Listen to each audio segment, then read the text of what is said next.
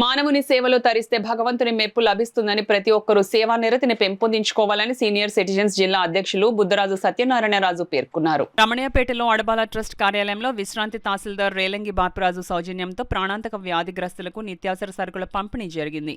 ఈ సందర్భంగా ఆయన మాట్లాడుతూ సర్వకాల సర్వావస్థలో పరులకు మేలు చేయాలన్న తలంపు ఉండాలన్నారు.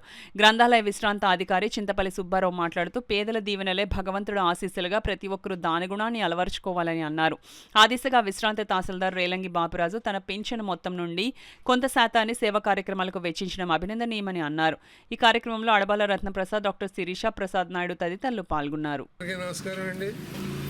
రేలంగి బాపిరాజు గారు రిటైర్డ్ ఎంఆర్ఓ గారు, మరి ఆయన సుమారు 90 సంవత్సరాల వయసులో ఉన్నప్పటికీ కూడా ఆయన పెన్షన్లో కొంత భాగాన్ని మరి దీర్ఘకాలిక వ్యాధిగ్రస్తులైనటువంటి వారికి సుమారు 15 సంవత్సరాల నుంచి వారికి నిత్యావసర సరుకులు అందరికీ కూడా అందుబాటులో తేవడం, మానవతా దృక్పథంతో ఆయన చేసినటువంటి సేవ.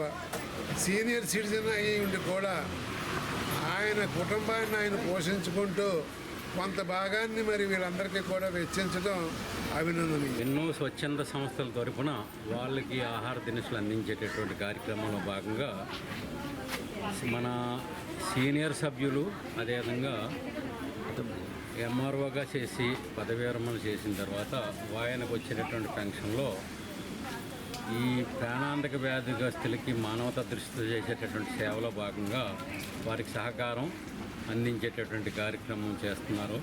అలాంటి వారు చేసేటటువంటి సేవ ఈ సమాజం ఉన్నతమైనటువంటి స్థితికి వెళ్ళడానికి, మానవతా దృష్టిలో మానవ విలువలు కొనసాగటానికి ఒక మార్గదర్శకంగా ఉంటుంది. కాబట్టి అలాంటి వ్యక్తులు చేసేటటువంటి సేవా కార్యక్రమాన్ని మనం పరిగణలో తీసుకొని ఇలాగా అనారోగ్యంగా ఉన్నటువంటి వాళ్ళకి ఆరోగ్యత పొందడానికి పౌష్టికాహారం అందించడం ద్వారా మెరుగైనటువంటి సమాజం, ఆరోగ్యవంతమైనటువంటి సమాజం కొనసాగడానికి చేసేటువంటి కృషిలో భాగంగా అడబాల ట్రస్ట్ చేసేటటువంటి కార్యక్రమాలు అభినందిస్తూ ఇలాంటి కార్యక్రమాలు చేయటం ఎంతో ఉపయోగకరమైనటువంటిదిగా అందరికీ తెలియజేసుకుంటూ నమస్కారం.